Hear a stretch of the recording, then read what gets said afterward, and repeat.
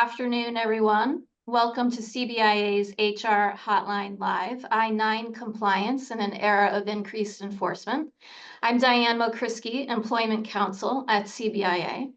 Today, I'm joined by two attorneys from Carmody Torrance Sandak Hennessey who focus their practices on immigration issues.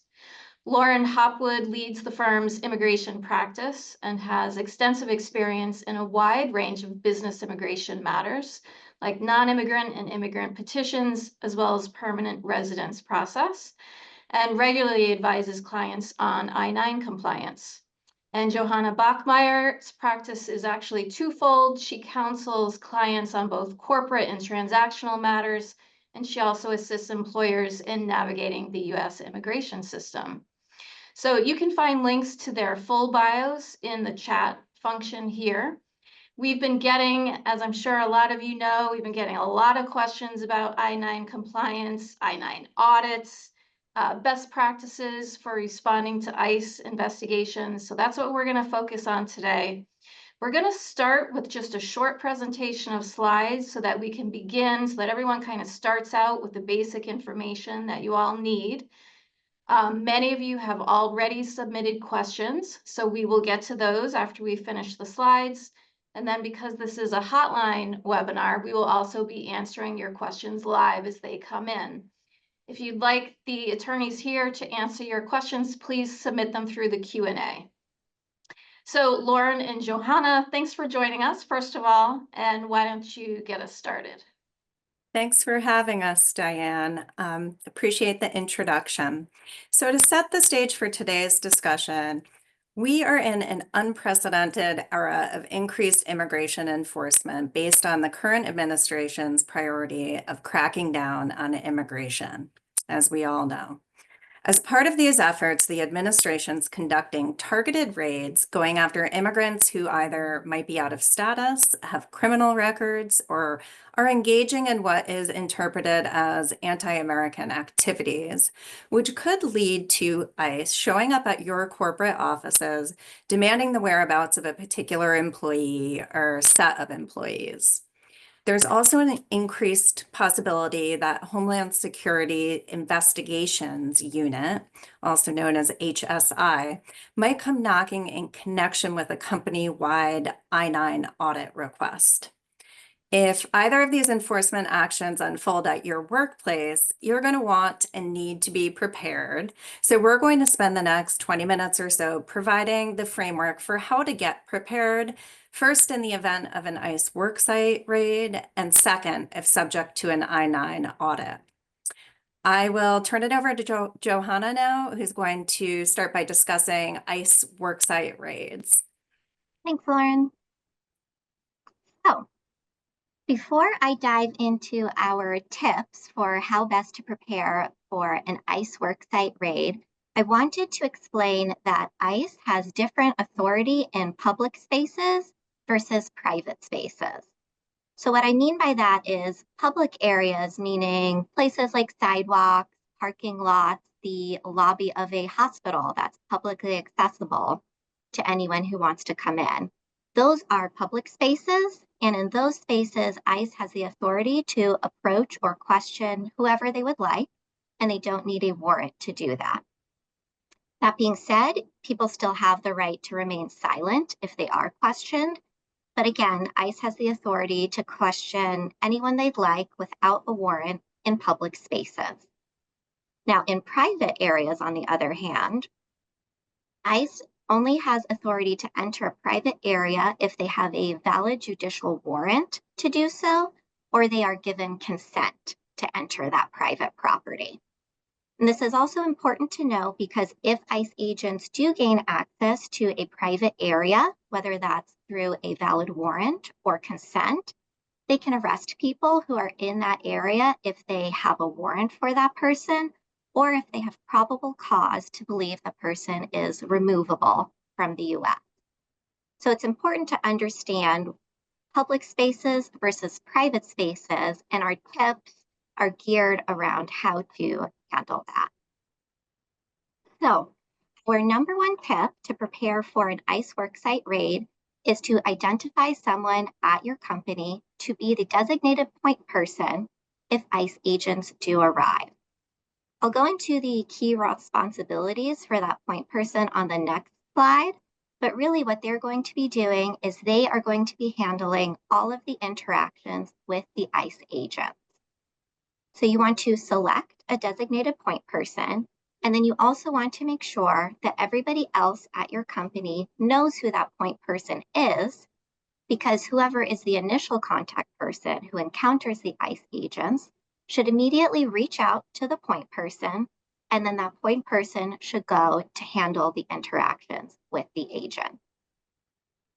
No matter who you are, if you're interacting with ICE agents, we recommend that you stay calm and professional. The initial contact person should also request ID from the agent, meaning their names and their badges.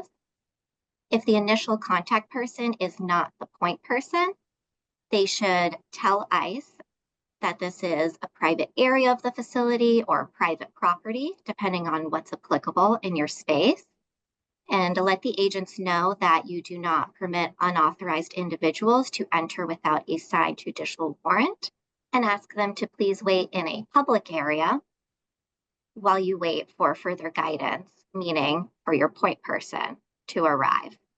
Also, if you do have an immigration attorney, we do recommend that you call them if ICE agents do arrive. They may be able to assist by phone, and they may even be able to speak to the agents over the phone on your behalf. So as I said, we suggest that you pick a designated point person to interact with ICE. Also, have a backup just in case, because of course people get sick and could be unavailable. When you're thinking about who to pick as the point person and the backup, you want someone who is either already familiar with how to review warrants, like if you have an in-house counsel, or somebody who you can train to understand how to review warrants. And that is because one of the key responsibilities of the point person is to interact with the ICE agents by first requesting a warrant and then checking to see if it meets the legal requirements, because that's going to dictate which areas the ICE agents can enter, whether they can only enter public spaces or if they can enter certain private spaces. The other key role of the point person is that they should accompany the ICE agents and document everything that happens. You want to keep copies of any documents that are presented, take notes, photographs, or videos. You especially want to note any records or information that ICE gets access to, and you should request a receipt for any record that ICE takes with them. Also, if ICE wants to take a set of documents where that is your only set, you should ask them if you can make a copy before they do so. They are usually willing to grant reasonable requests like that. So, as I said, the point person is going to be the one responsible for requesting a warrant from ICE and then reviewing it to see if it is a valid judicial warrant. And again, that's because you have ICE has different authority in public spaces and private spaces. And to enter private property, they would need either a valid judicial warrant or consent. Broadly speaking, for these purposes, there are two buckets of warrants: judicial warrants and administrative warrants, also sometimes known as immigration warrants. Administrative warrants are what are commonly used by ICE, and they'll be signed by an immigration officer or an immigration judge. Importantly, that type of warrant does not authorize ICE agents to enter private property. To enter private property, ICE needs either consent, which you do not have to give just because they have an administrative warrant, or they need a valid judicial warrant. Now, I'm going to show you an example on the next slide of what these two types of warrants could look like. But at a high level, a valid judicial warrant has to be issued by a court. It has to be signed by a judge or a magistrate judge, and that does not include immigration judges. It needs to specify the premises to be searched, and it has to be executed within the time frame that's specified on the warrant. So here you can see on the left is an example of a judicial warrant. At the very top, you can see it was issued by a court. Below that, you can see the space where the address would be specified. Then below that is the section where it specifies the person to be detained or the property or areas to be searched. That outlines the scope of that warrant. Below that is a date. If the warrant is outdated, then it is no longer valid. And then finally, you can see where it needs to be signed. And again, a judicial warrant has to be signed by a judge or a magistrate judge. If all of those points line up, then that's probably a valid judicial warrant. On the other hand, on the right side of the screen, you see an example of a warrant that could be issued by the Department of Homeland Security. That is an example of an administrative warrant. The key things to look for are who is it issued by. At the top, it's DHS, and at the bottom, you can see it's set up to be signed by an immigration officer. Those are key points showing you that that is an administrative warrant and not a judicial warrant. So let's say that ICE agents arrive, your point person is handling the interactions, they check the warrant, and they determine that it is a valid judicial warrant. What you want to do then is you want to comply with the terms of the warrant and document everything. To comply, you need to give the agents access to your facility that's sufficient to detain the person specified in the warrant or gather the information or records specified in the warrant. We suggest that you work with the agents to minimize disruption. It's a good idea to think ahead of time about whether there is a separate room that you could use for agents to meet with staff or any affected employees. And importantly, you do not want to block or interfere with the ICE agents or their activities. And that includes even if, let's say, the agents for some reason are going outside of the scope of the warrant, meaning they want to search records that are not specified in there. You should state your objection to the agents and make a note of it, but you do not want to get into an argument with the agents, and you certainly do not want to physically block or interfere with the agents' activities. Now, if the agents arrive and they do not have a valid judicial warrant, it is completely appropriate to deny them entry to private areas. You can say something as simple as, we have a policy of denying access without a valid judicial warrant. You can ask them to leave the space to minimize disruption to your operation. Now, I talked about if they have a valid judicial warrant and if they don't, but just to tie it all off, if the ICE agents arrive and all that they have is an administrative warrant, you still can politely decline entry to non-public areas because, again, an administrative warrant does not give ICE authority to enter private property. You also do not need to provide any information about individuals if ICE comes with an administrative warrant. And finally, if ICE arrives, no matter what type of warrant they may present, we do suggest you call your lawyer if you have one. Now I will turn it over to Lauren to talk about audit. Thank you, Johanna. So given this era of increased enforcement, it's imperative that you review your company's I-9 compliance programs. From what I've found over the years, most companies think they're in good shape when it comes to their I-9 forms until a close review is conducted, either as a result of an ICE audit or proactively as an internal audit. And oftentimes what's lurking behind the surface can be alarming in terms of how many violations are found. So a good place to start is by confirming that your company is using the correct version of the I-9 form, which the current edition date is August 1st, 2023. And the I-9 form should be completed for all new hires that are being onboarded, fully completed within the third business day of their first day of work. So Section 1, as you probably already know, is completed by the employee. That needs to be completed by the first day of work. And then Section 2 as I mentioned, is completed by the employer, and that shall be completed within 3 business days of the employee's first day of work. Next, you should consider conducting a training for all company representatives assisting with the I-9 process, focusing on how to accurately complete and retain the I-9 form. One area that's often overlooked is all new hires should be provided with a copy of the I-9 form instructions. They should also be given the choice of what Section 2 documents they can present.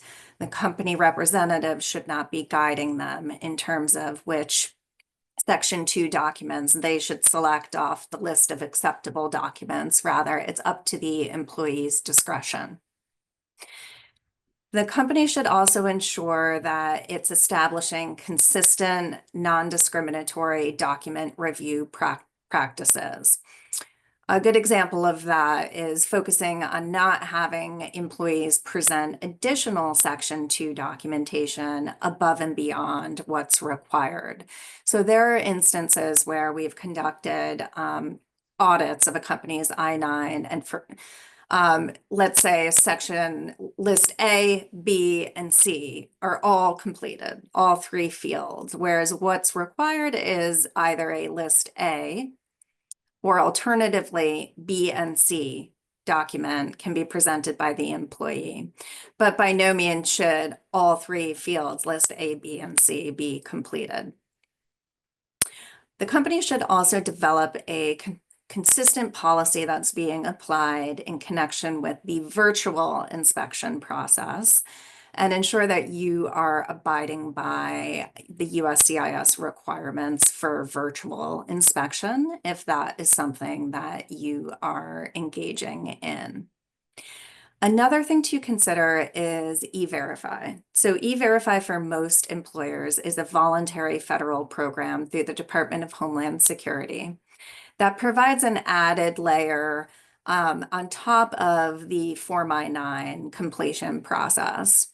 So in this era of increased enforcement, being an E-Verify participant is essentially going to allow you to run your new hires through a cross-check with E-Verify, who essentially confirms with the Social Security Administration and DHS that this individual new hires are authorized to work in the US.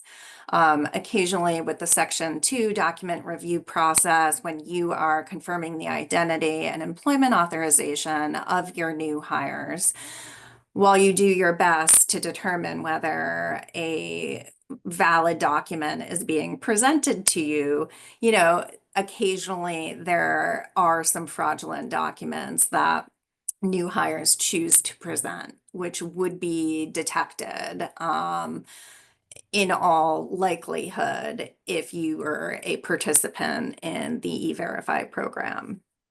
Next slide, please, Johanna. So as I referenced, conducting a careful review of your I-9s is extremely important because the form itself is very prone to human error. And this can be heightened if you have an untrained team of company representatives reviewing your I-9 forms, or there's been turnover there. So a lot of the common errors that we see when conducting audits are missing signatures, incomplete information, late completion of the form, sometimes not complete information being listed for each either list A or B and C document. Let's say maybe the expiration date missing. Whatever it is, whatever the source of the violations are, they're cumulative. So if you are subject to an audit by ICE, one I-9 form can be the source of multiple violations with cumulative monetary penalties associated with it. So it's very important to review your company's I-9 forms in a very concerted effort with the assistance, ideally, of legal counsel to get a good gauge of what, if any, common errors or violations do you have on your I-9 forms, and to go about making corrections in a strategic manner before you are subject to an I-9 audit. So I reference that it's advisable to consult with legal counsel on this because they can help guide you in terms of what type of sampling pool you should be looking at for your I-9s. If you're a large company, it may not be feasible to review every single I-9. So you might select a percentage of the I-9s to review. It's also important to understand the proper way to correct any errors that are found. So there's very prescribed steps that must be taken, where if it's a Section 1 violation, the employee needs to make that correction. And in this era of heightened anxiety surrounding immigration, the messaging to your workforce and employees, if an I-9 audit is going to be conducted, is very important so that your employees are not feeling targeted, perhaps based on their national origin or citizenship status. So working with legal counsel to have very concerted language drafted in connection with the fact that this is a company I-9 audit in an effort to ensure the company is in compliance are very important as part of the internal I-9 audit process. There also are memos that oftentimes need to be drafted to attach to the I-9 forms when corrections are made based on the violations found, that it's advisable to have templates for that purpose of attaching memos to essentially present that a good faith compliance efforts are being exerted by the company to make those corrections. So conducting an I-9 audit and correcting any violations that are found is really going to put you in a much better place, being proactive and doing it before you're subject to an audit versus scrambling after the Department of Homeland Investigation Unit shows up demanding your I-9s. So this is why we suggest that you start working on this sooner rather than later to limit your company's liability, because the monetary penalties and fines can be very significant, particularly based on potential risk factors with your company and the number of employees that you have. Next slide, please, Johanna. So in the event you are subject to an audit, just like it's important to have a plan with that Johanna very thoughtfully described in the I-9 worksite enforcement raid scenario, same thing holds true with an I-9 audit. So your point person for the worksite enforcement raid could potentially be the same or different than in the I-9 context, but a company representative should be assigned to manage any investigation inquiries if ICE shows up demanding that the I-9 forms be turned over. You should have the I-9 forms readily accessible and organized, know where they are.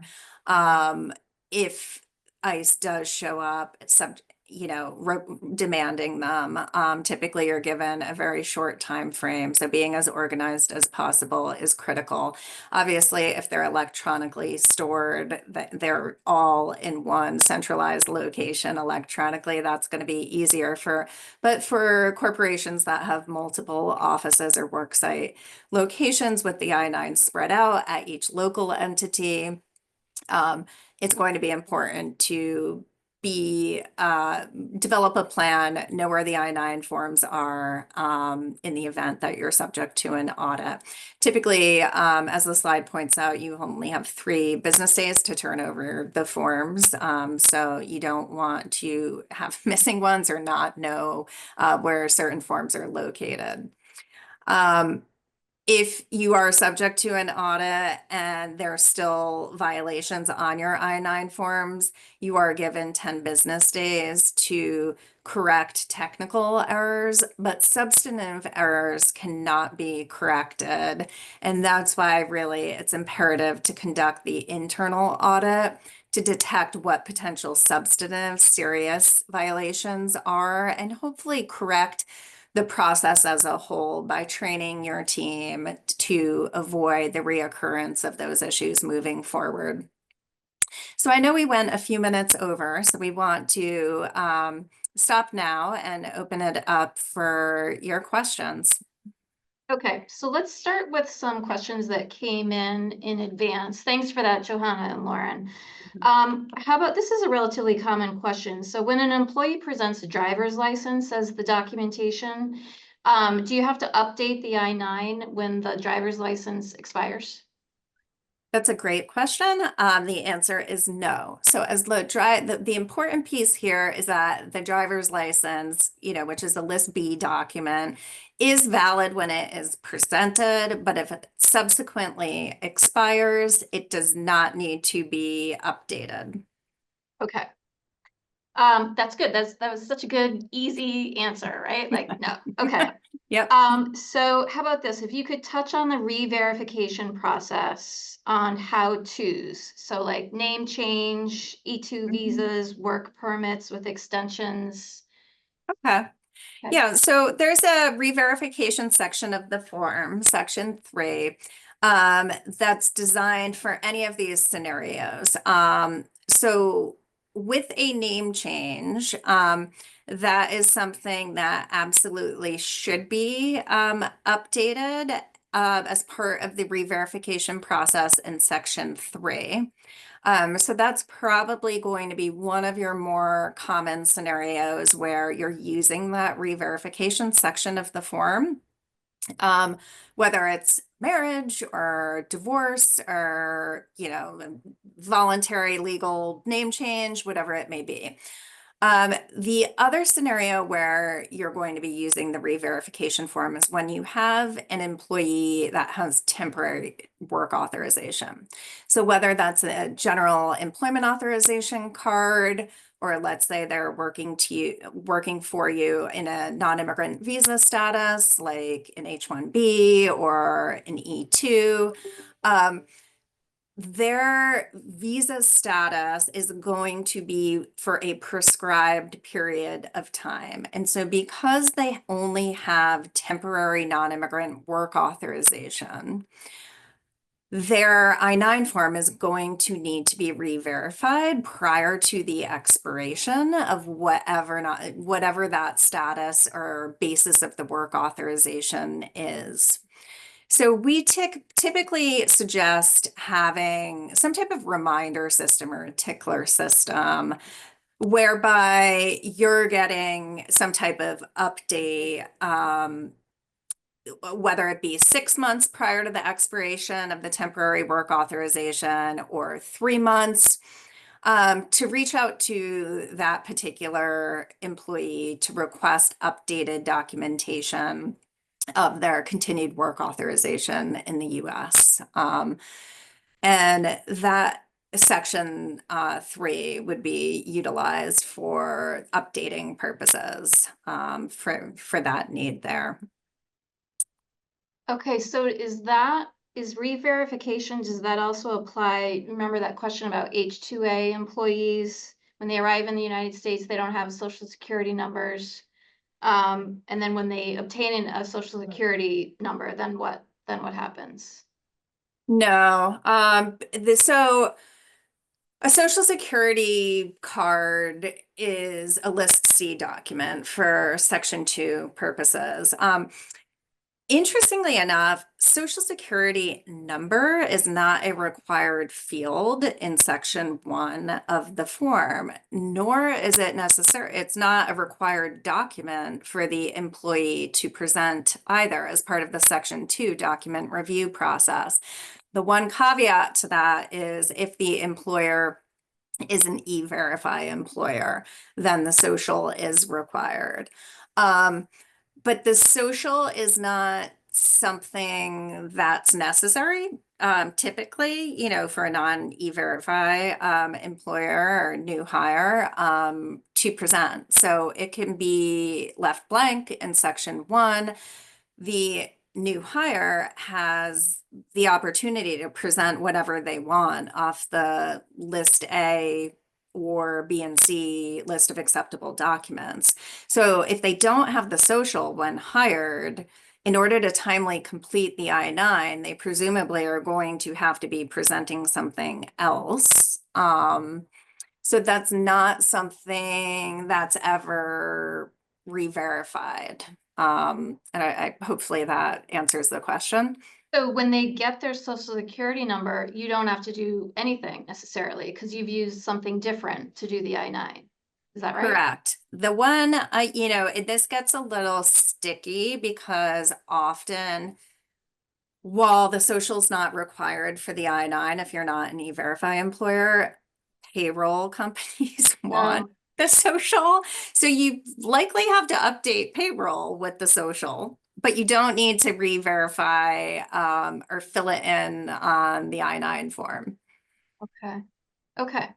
So are there any specific red flags that come up during an audit that are most likely to trigger penalties?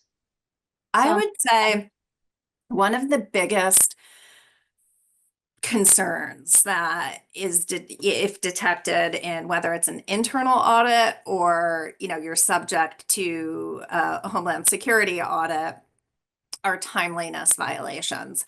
So if your company is completing the form late for any new hires, that is a correction that cannot be fixed. So that is a substantive violation that you're going to get whacked with penalties and fines no matter what. Another big problem area would be missing I-9 forms. If you just didn't complete an I-9 form for a new hire after the required time period of any new hires after November 1986. Missing I-9s, though, if detected in an audit, the conventional approach to correct that would be to complete a new I-9 form now, better late than never, and attach, and you would never backdate it. So you'd complete it new, current, I-9 form addition date, and then attach a memo explaining the oversight upon initial hire, that the form was lost, or whatever the reason would be.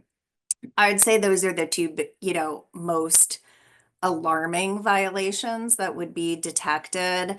But oftentimes also like missing signatures can be problematic as well.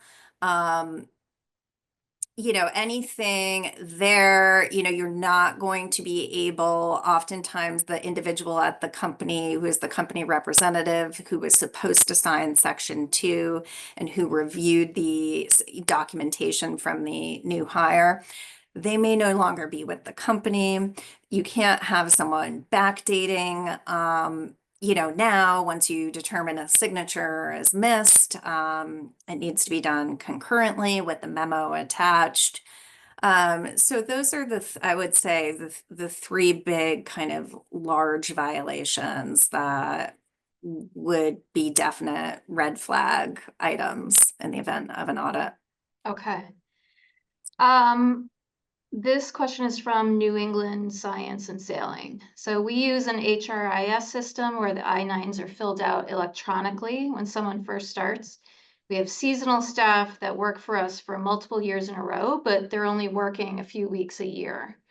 So is there a situation where those seasonal staff or the year-long staff have to update those? Like, do you need a new one each time they? You Sorry. don't. You can use, that is another scenario that you can use the Section 3 re-verification section for. So rehires within the last 3 years, I believe, is the look back window. You can re-verify them if they're seasonal instead of completing a new I-9 form for them. Don't quote me though on the 3-year look back window. That's what I believe it is for rehires. But we could you could always follow up with us offline to confirm that exact period of time. All right. So if you've got a really long-term employee and you do an audit and you discover that the I-9 is missing, as you said earlier, you just at that point, better late than ever, you just do the I-9. And then what Yeah. do you say is the start date? The when they actually started Yeah. many years prior? Yep. Yes. But in these scenarios, this is a good foray into kind of what I was getting at earlier, that if you want to just be careful, like when you're messaging, like obviously a lot of the times when the I-9 forms, let's say it was never completed or the form got lost, a lot, that those errors typically are on the employer's side, the company's side, and not the employees. So when you go back to an employee who's been with your company for a long time and say, hey, we don't have an I-9 form on you, we're going to do it now. The messaging is really important because they may feel like I already completed that form when I was hired. I don't need to, I don't need to do anything again. So I do strongly suggest that before you just, quickly reach out to an employee, like in this type of scenario, that you do carefully draft, whether it's likely going to be an email to that individual explaining the circumstances around it being a company-wide audit, given the heightened era of enforcement, et cetera, so they're not feeling personally targeted. Okay. So what happens if you have, this is specific to Venezuela. What happens if you have an individual on your payroll whose employment authorization is from Venezuela and it's going to be revoked in April? Are they're authorized until April and then that's Yeah, it? so this kind of hits on the re-verification that's needed for individuals with temporary work authorization. So whether that's a visa, like an H-1B or a E-2, or general work authorization, here in this scenario, what this question's based on is temporary protected status is being terminated for Venezuelans for certain subsets, I should say, of beneficiaries of TPS from the country of Venezuela. It was kind of like a phased rollout of the termination that DHS prescribed. So if anyone with a temporary work authorization cannot present valid continued work authorization prior to their current status expiring, then that unfortunately is grounds for termination. I mean, obviously, you cannot continue to employ someone that does not have the requisite work authorization in the US. That would expose your company to a great deal of liability, continuing to employ someone in that scenario. It's one of those tough, unfortunate, difficult situations that employers are going to face as some of these different programs are terminated, whether it's TPS or DACA. You're going to potentially be facing terminations based on the inability of individuals to extend their work authorization to continue to work legally in the US. Okay. So you mentioned at the start of the slides that there's a August 2023, I think, date is the most recent version of the I-9. So if you were using the older versions, you don't have to redo all those I-9s, right? Because when the person started, you used an older version of the I-9. Exactly. Yep. Correct. Okay. And now you mentioned the instructions for the I-9 that you should give to the employees. Can you provide those via email or Yes, you online in can. some? Yep. Okay. Is there some way that you need to prove that you've done that as far as you know? If it's emailed and there is a electronic paper trail, so to Yeah. speak, then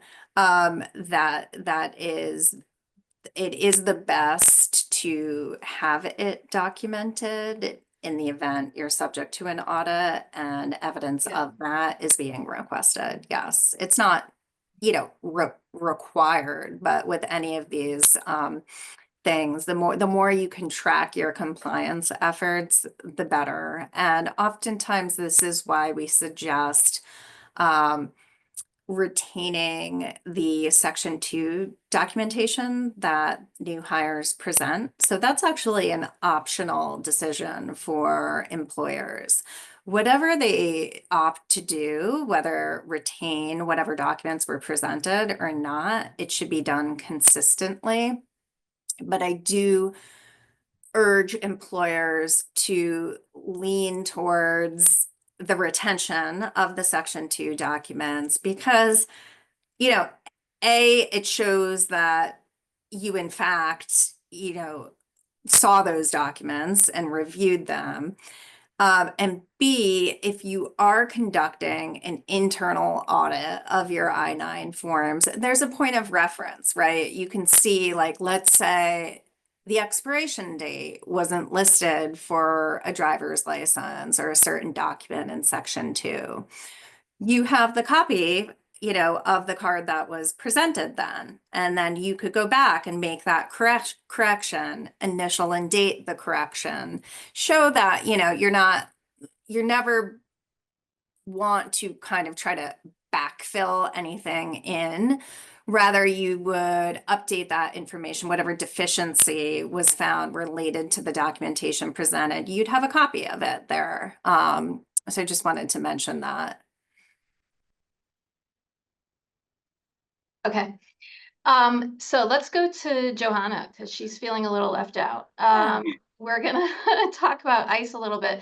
So you were talking about the difference between public and private spaces. Do you have a sense of whether a parking lot of a private business is public versus private? I think that would be more on the public side, unless maybe it's like gated off. You have to swipe a card to enter the parking lot. So, I think if anybody can enter it, it would probably be considered a public space. Okay. And you talked about the difference between the judicial warrant and the immigration warrant. What if ICE shows up with an immigration warrant or an administrative warrant, what does that give them the right to do? It seemed like they can't do much. Like why show up with an immigration warrant? What do they get with that? So it doesn't give them the right to enter private properties. So if we're talking about a private business, it doesn't get them very far. It doesn't give them the right to enter that private space. They would need a judicial warrant for that. Lauren, I don't know if you have anything you want to add on that point. I'm just asking, what's the point of an immigration warrant? It doesn't seem like they can do anything with it.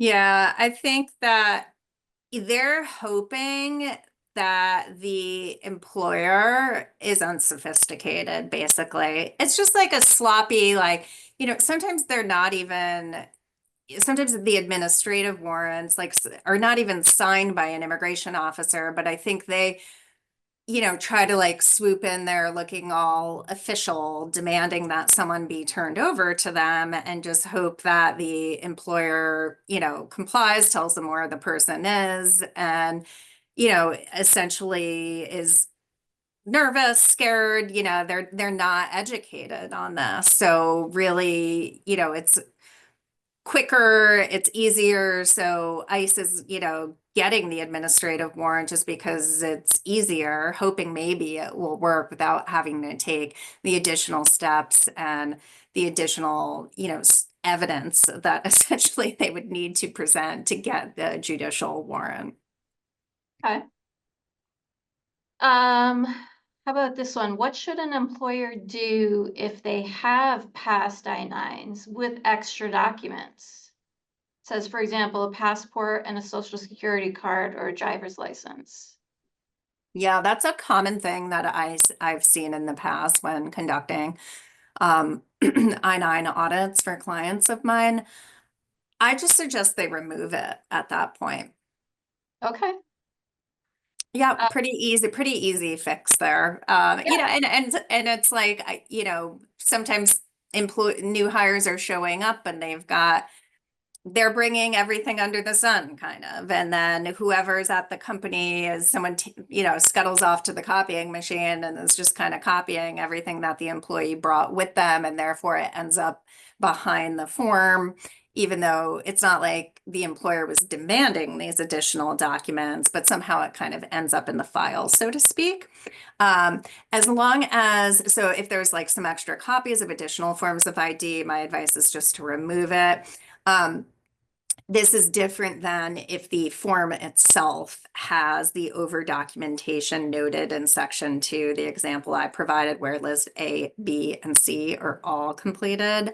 Then you want to take correction measures to cross out one of the, the B and C column or whatever you may do to essentially,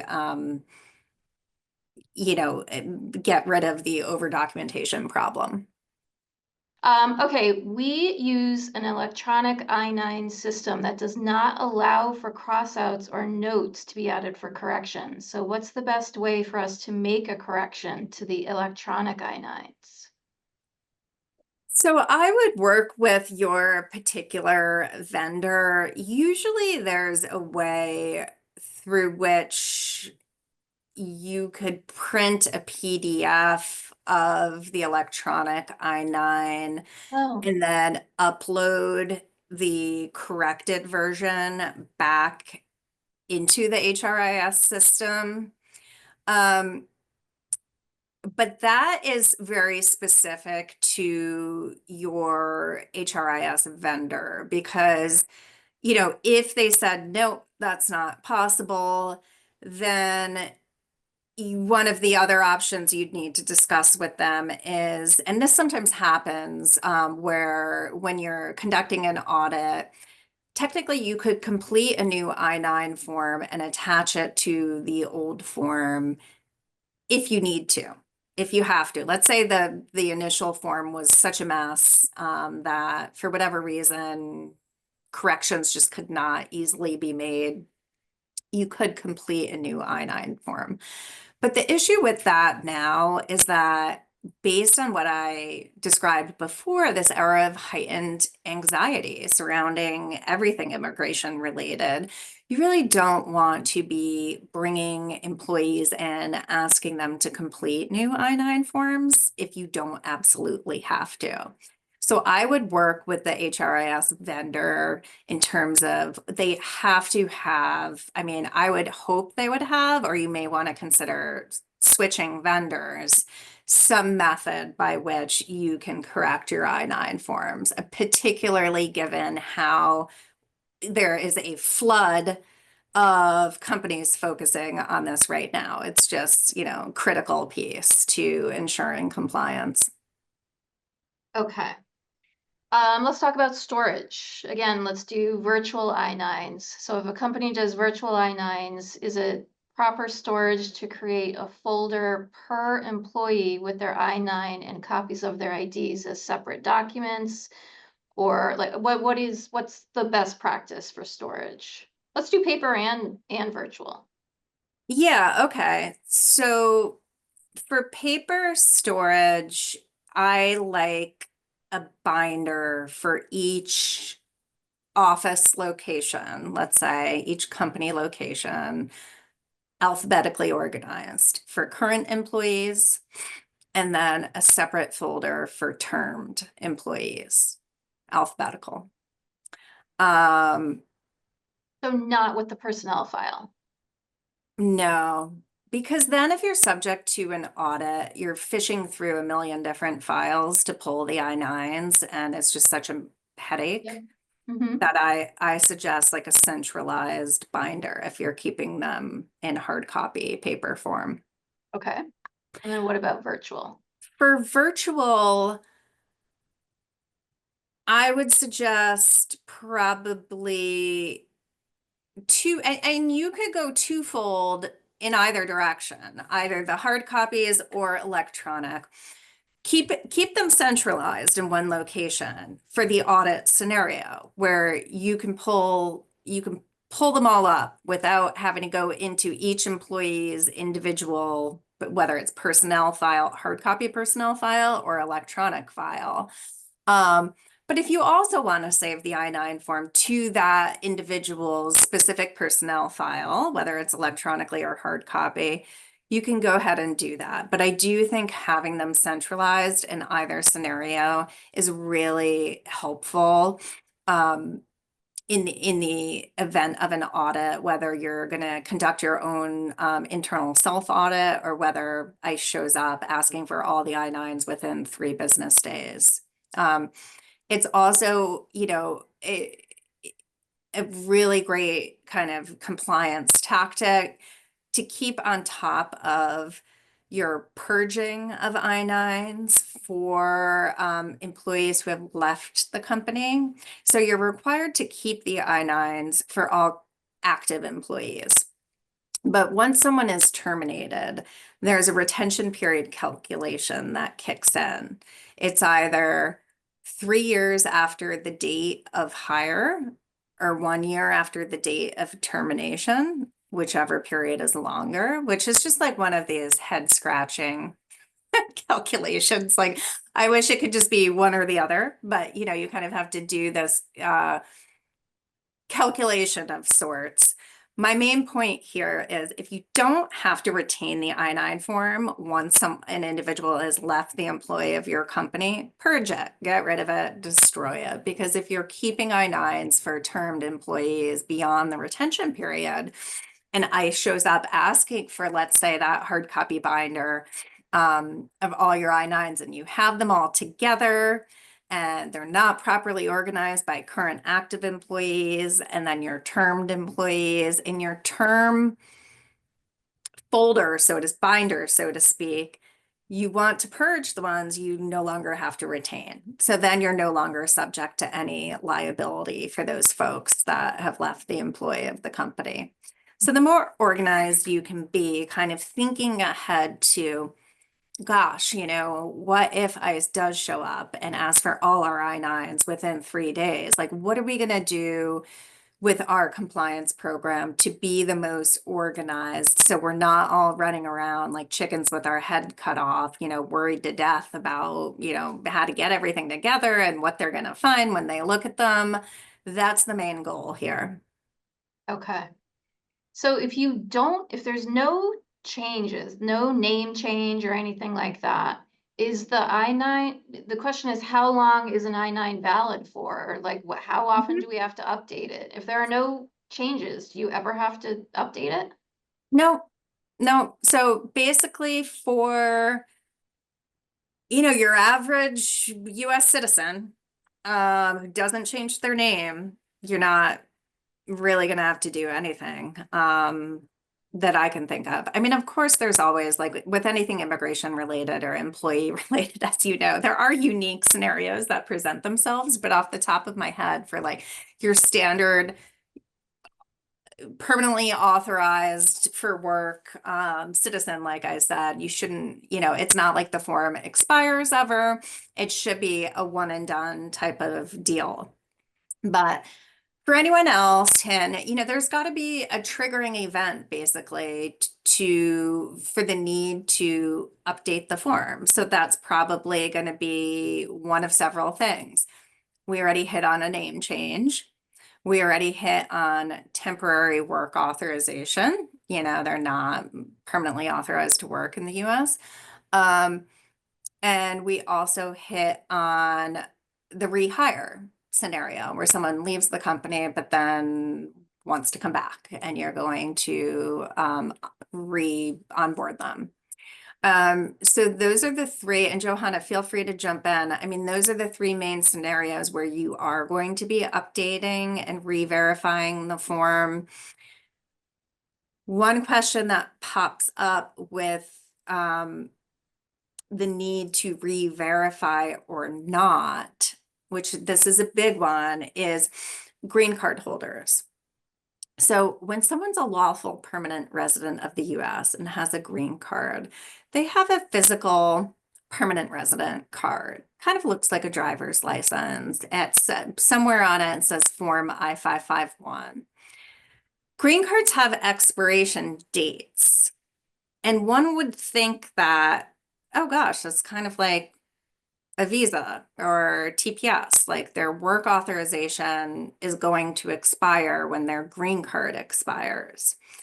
That is not the case for green card holders. They are lawful permanent residents of the US, therefore they're the ones with permanent green cards are authorized, unless it's somehow revoked for some horrible, crime or something they submitted, they should be authorized to continue working. Therefore, the need to re-verify a green card typically doesn't exist. Just to make things more confusing though, and that is a List A document, by the way. To make things a little bit more confusing, there are individuals that are given temporary green cards. And it would say temporary. The temporary green cards are based on marriage to a US citizen. And those are called conditional green cards. They're only valid for 2 years. The more permanent green cards are valid in 10-year increments. And before someone hits the 10-year mark, they need to renew their card at some point for international travel purposes or whatever it may be, personal circumstances. But they don't need to present that renewed card to you as the employer.